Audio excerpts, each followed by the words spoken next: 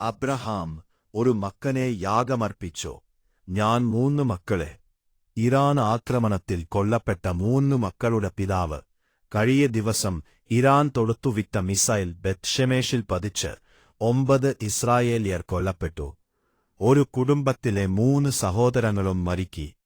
ഞങ്ങളുടെ പിതാവ് അബ്രഹാം ഒരു മക്കനെ യാഗമർപ്പിച്ചു. ഞാൻ 3 മക്കളെ യാഗമർപ്പിച്ചു. എന്റെ മക്കൻ യാക്കോബ് 16, പെൺമക്കളായ അവികളിൽ 15, സാറ 13 എന്നിവരെ പരിശുദ്ധനായ ദൈവം അവരെ കൊണ്ടുപോയി.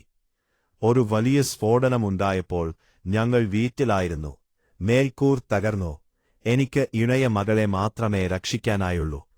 ദുഃഖിതനായ പിതാവ് യിത്ഷാക്ക് ബിറ്റൻ കണ്ണീരോടെ അവരുടെ സംസ്കാര ശുശ്രൂഷയ്ക്കിടെ മാധ്യമങ്ങളോട് പറഞ്ഞു, അവരെ ഞങ്ങൾ പഠിപ്പിച്ചത് സ്ഥാപനങ്ങളിലല്ല, വീട്ടിലാണ്. ദൈവഭയത്തിൽ വളർത്തി. തോർ യഹൂദരുടെ ബൈബിൾ നമ്മെ രക്ഷിക്കുന്നിലും പരിശുദ്ധനായ ദൈവത്തെ മുറുക്കെ പിടിക്കുന്നിലും നാം വിശ്വസിക്കണം. അവരുടെ അമ്മ പ്രതികരിച്ചു.